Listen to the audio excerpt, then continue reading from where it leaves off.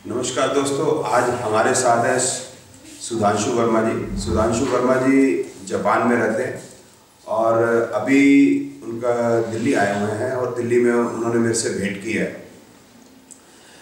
सुधांशु वर्मा जी तकरीबन कुछ महीने से इन्होंने नाड़ी ज्योतिष में काम करना शुरू किया, इंटरेस्ट शुरू किया और बीच में मेरे साथ फेसबुक पे बातचीत भी शुरू की थी। तो उनकी मन में इच्छा हुई, जब दिल्ली आए तो दिल्ली में मेरे से मिले। दिल्ली में इनका अपना घर भी है मॉडल टाउन में। तो एक दो दिन पहले मेरे से मिले थे, आज वो फिर मेरे साथ कुछ समय बिताने के लिए आए हैं और पता करते हैं सुधांशु जी से कि ज्योतिष में वो कब से हैं और ज्योतिष में उनका अपना क्या कैसा जीवन रहा। तो सुधांशु जी बताइए आप कि कब से आप ज्योतिष कर रहे हैं? ऐसा है सर, 25 साल पहले से मेरा रुझान है ज्योतिष के अंदर। और जैसे आप सब लोग जानते हैं, पराशरी ज्योतिष जो होती है या न्यूमरोलॉजी हो गई, टैरोट हो गया, सब मैंने थोड़ा बहुत पढ़ा। पूर्ण ज्ञान किसी चीज़ का नहीं था।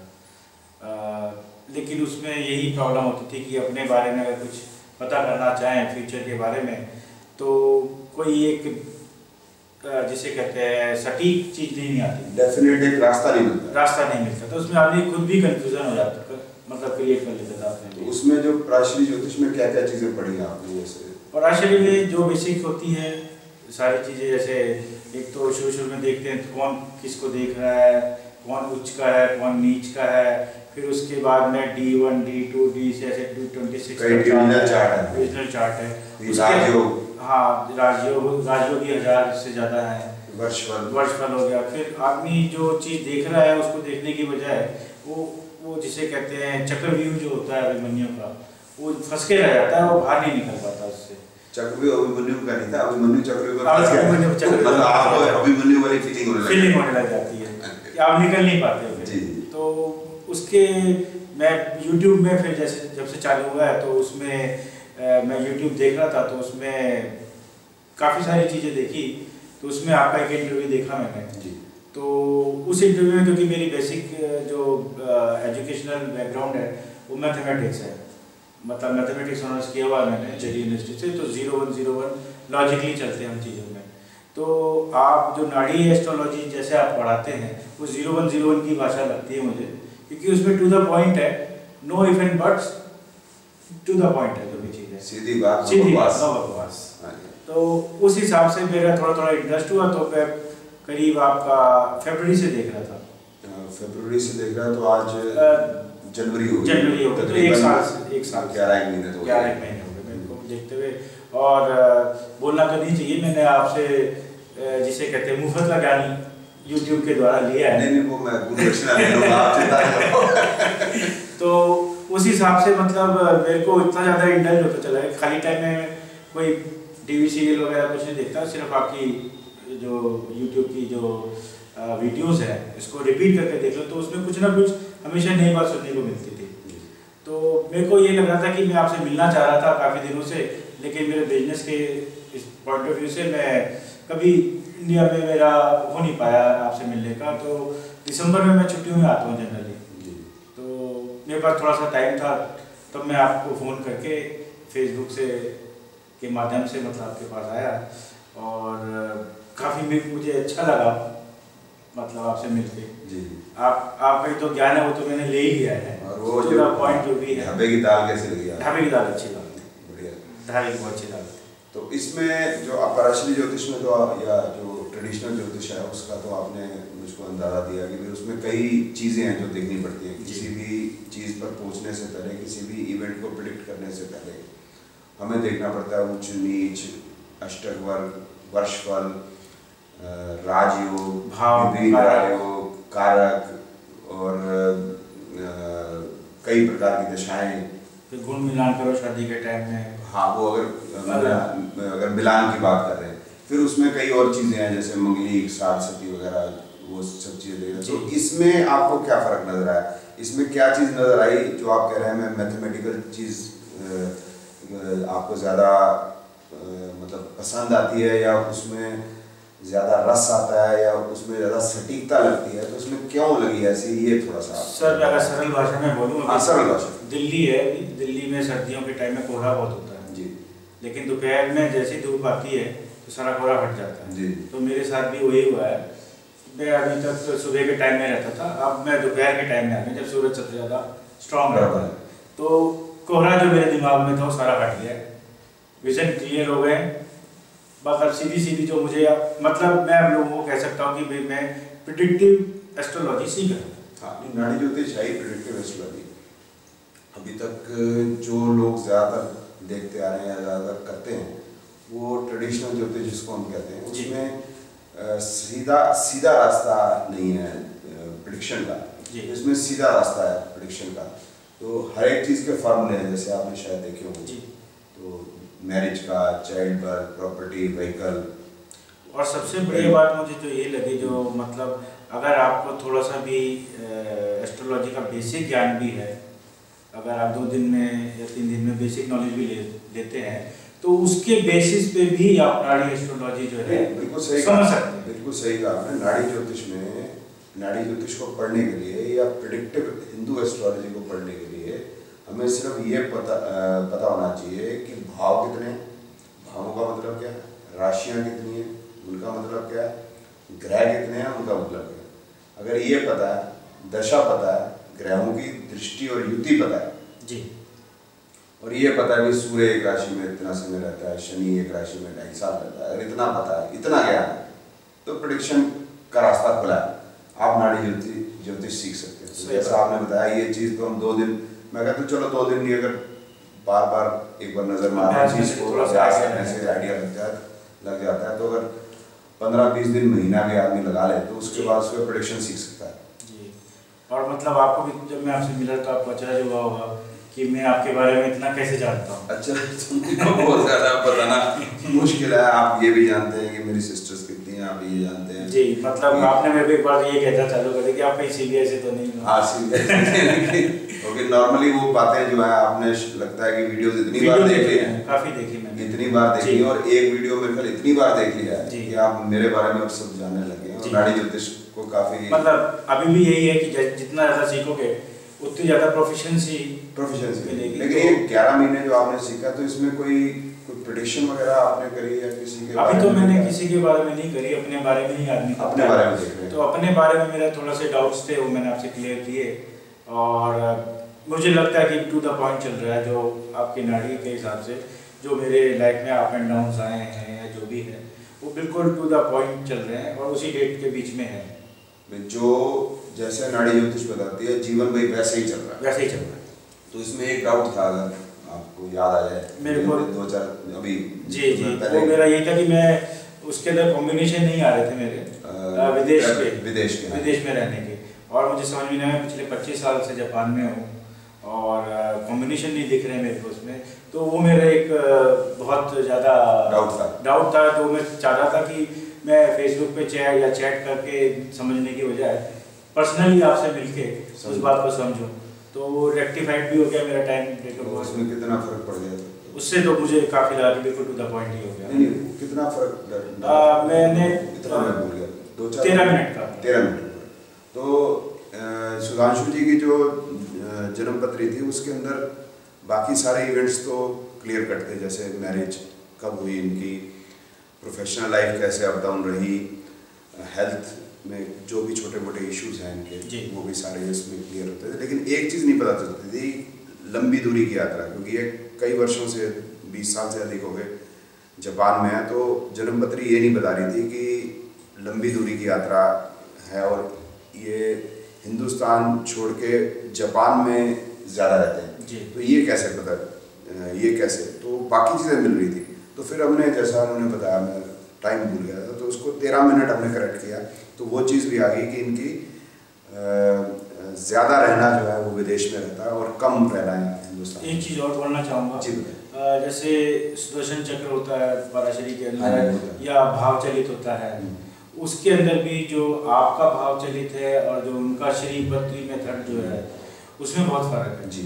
उसमें मैंने क्योंकि मुझे भी लगा, तो मैंने 20 या 30 मिनट का अंतर पे भी सारे करके देख लिए, तो उसमें ग्रहों का परिवर्तन नज़र नहीं आया था मेरे को, बेसिक जो है मेजर जो है।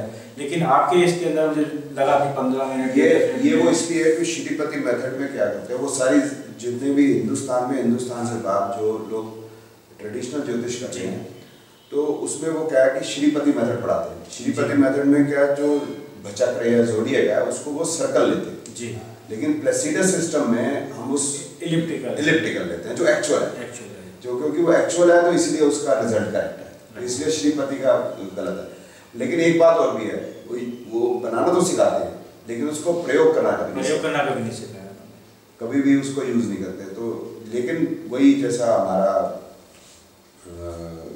एक्सपीरियंस रहा है कि अगर हम चलित प्रयोग नहीं करते तो फिर वो प्रेडिक्शन कभी ठीक नहीं आती। तो लगन और चलित जी, ये दोनों को ही प्रयोग करना पड़ता है तभी। और इसके प्रेसिडेंट सिस्टम में बहुत ज़्यादा प्रिसाइज है, मतलब डिग्री के हिसाब से जो नक्षत्र और सबलॉट वगैरह जो चेंज होते हैं उसका मतलब ये मैंने नाड़ी ज्योतिष में सीखा कि प्लेनेट जो है वो इतना नहीं है, उतने घर का मेन वो है, लेकिन जो उसके आसपास जो घूम रहे हैं लोग काम करते हैं उससे जो घर का जो वातावरण बनता है वो घर के दूसरे सबऑर्डिनेट से बनता है, ना कि उस प्लेनेट। उसको मैं दूसरे तरीके से करता हूँ बात, जैसे अभी जैसे आप अपने घर में बैठे, जैसे ज्योतिष में हम घरों की बात करते हैं, घर में तो बैठे हैं, घर में हम आ गए, लेकिन घर में हम कहाँ बैठे हैं वो ज़्यादा इम्पोर्टेंट है। जैसे अगर आप बेडरूम में तो ज़्यादा पॉसिबिलिटी है कि आप सोए रहे, बाथरूम में है तो स्नान कर लेना है, किचन में है तो खाना बना रहे, इस तरह से अगर आप ड्राइंग रूम में बैठे हैं तो किसी व्यक्ति से मिलने आए, नहीं तो ज़्यादातर हम ड्राइंग रूम में जाते हैं। कॉमन रूम में है तो हम सारे इकट्ठे बैठे हैं या इकट्ठे बैठ के खाना खा रहे हैं, गप्पे लड़ा रहे हैं। तो ग्रह घर में हो तो उसका मतलब नहीं है, घर के बाद उसके अंदर जो छोटे छोटे कंपार्टमेंट्स हैं, कमरे हैं, बेडरूम है, बाथरूम है, किचन है, तो ग्रह कौन सी डिग्री पे आ जाता है वो ज़्यादा इम्पोर्टेंट आता है। और फिर इसके साथ भी किचन में भी वो कहाँ पर है, मतलब बर्तन धो रहे हैं या फिर गैस के ऊपर खाना बना रहे हैं, तो एग्जैक्ट डिग्री बड़ा इंपॉर्टेंट है। लेकिन सभी इंपॉर्टेंट है, किचन भी इंपॉर्टेंट है, घर भी इंपॉर्टेंट है, और वो भी इंपॉर्टेंट है। एक चीज़ और, जैसे किसी का फोन आ गया तो आप तो वहाँ पर हैं लेकिन आपका दिमाग कहीं और चला जाता है जी, और उसके अंदर जो मनोस्थिति होती है आपकी वो बदलने लग जाती है इससे। तो अल्टीमेटली घर की पोजीशन से फर्क नहीं पड़ता, वो मनोस्थिति जो है, जो नक्षत्र और सबलॉट इफेक्ट डालते हैं, वही मेन गेम वही हो ज्योतिष में। अगर आपको कहीं पता चला कि कहीं आग लग गई है तो आपका जो एकदम से टेंस हो जाते हो, मेरे दुकान के पास आग लगी है कुछ है, तो वो जो टेंशन क्रिएट करता है, आपके घर में तो आप सही बैठे हो, आपके घर आपको तो कोई प्रॉब्लम नहीं है, लेकिन आपको दूसरी जगह की चिंता होनी चाहिए हो जाती है। तो वो चीज़ जो बहुत सटीक रूप से नाड़ी एस्ट्रोलॉजी के अंदर। और दूसरी ये है कि कोई नाड़ी ज्योतिष इसी हमारी भारतीय ज्योतिष का ही एक अंग है जी, वो अलग नहीं है कि भाई हम कहें ट्रेडिशनल ज्योतिष या ये ज्योतिष, ये दोनों अलग चीज़ें हैं। एक ही है, नक्षत्र दशा है और जो उपनक्षत्र है वो अंतरदशा है, तो वही विंशोत्तरी दशा का ही सिस्टम है ये, और पुराना चला आ रहा है ये है कि बीच में गैप पड़ गया था जी, इसका कोई रिटन टेक्स्ट नहीं था कि नाड़ी ज्योतिष का जी।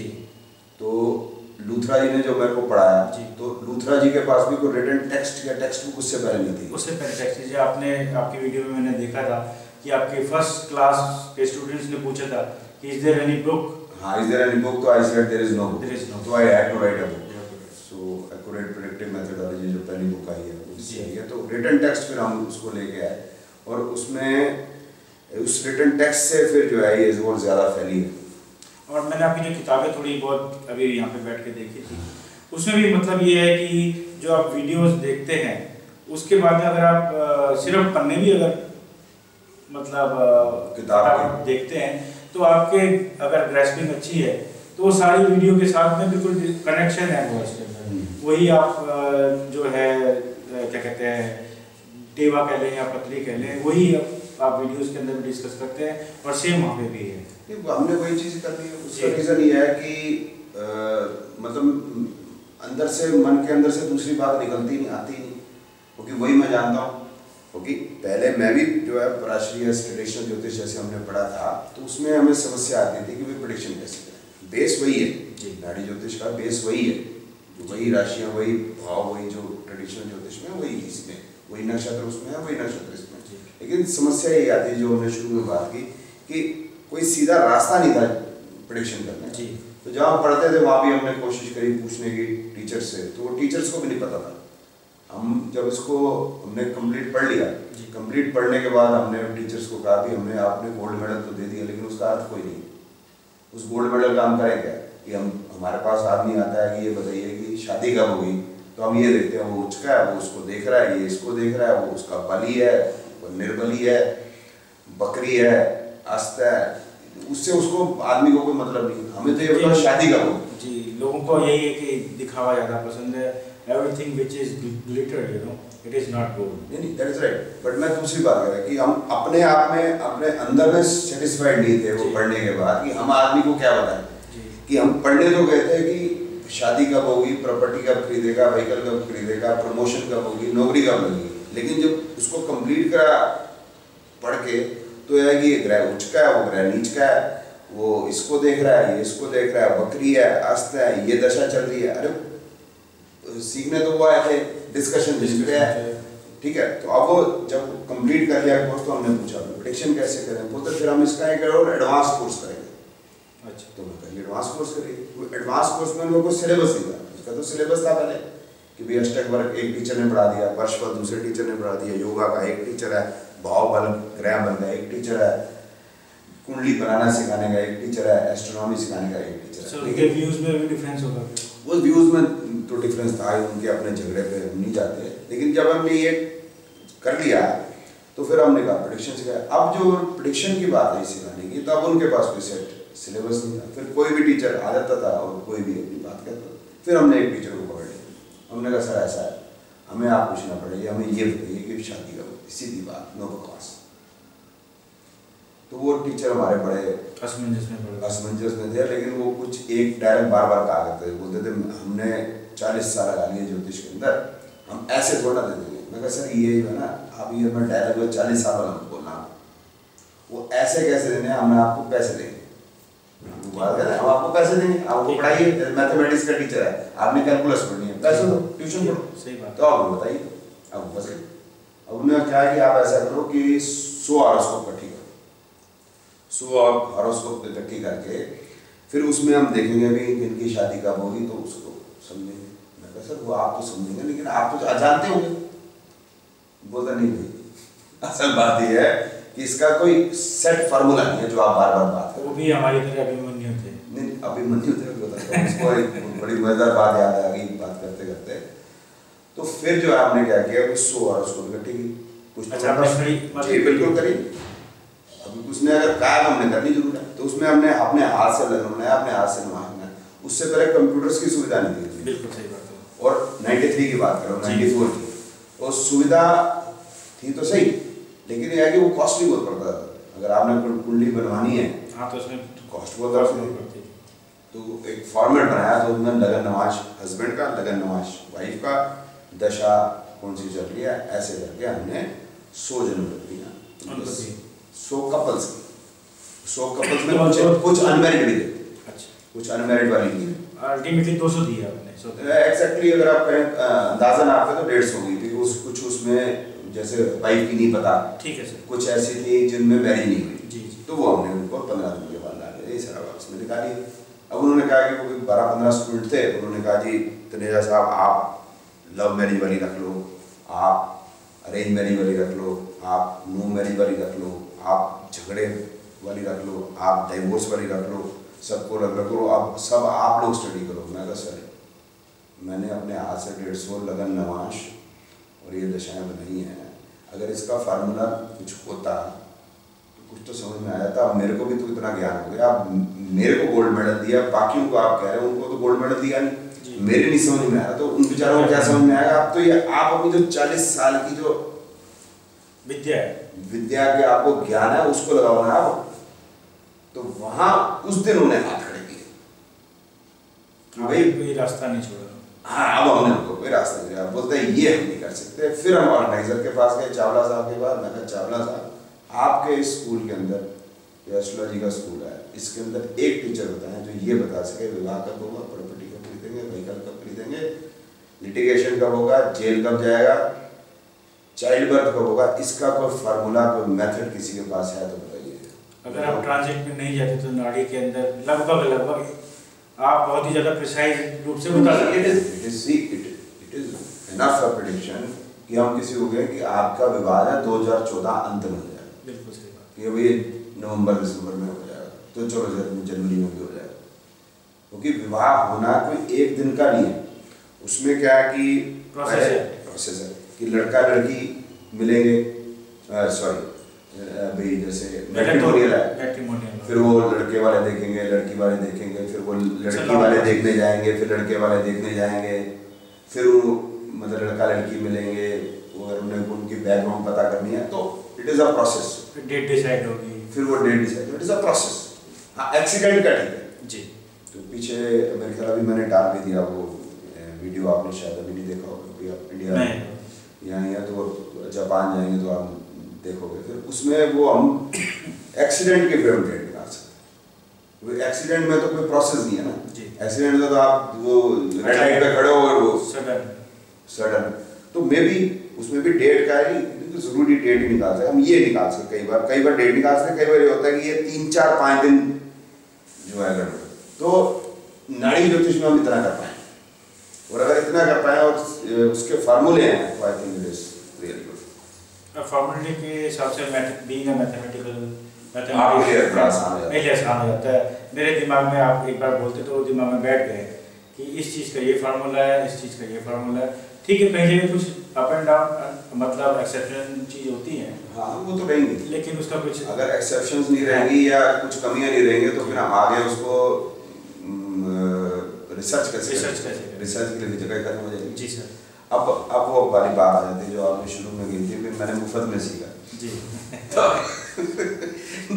तो बात कर लेते हैं वो गुरु दक्षिणा की। आप बोलिए, आपकी तो सही है। गुरु दक्षिणा यही है कि ऑब्जेक्टिव यही है सिर्फ जो मेरा है जी, कि इसको हमने स्प्रेड करना है, विद्या जो भी है उसका बढ़ाना, और वो ह्यूमैनिटी के लिए, लोगों के लिए उसका फायदा होना ही सबसे बड़ी चीज़। एक्चुअली मेरे पास भी जापान में एक काफ़ी मतलब एक फ्रेंड है, उसकी फैक्ट्री मतलब काम है उसका, तो उसको उसने मेरे को अप्रोच किया था, मुझे थोड़ा बहुत ज्ञान था उस टाइम, मैं उसको कॉन्फिडेंटली बोल नहीं पाया, टालता रहता था।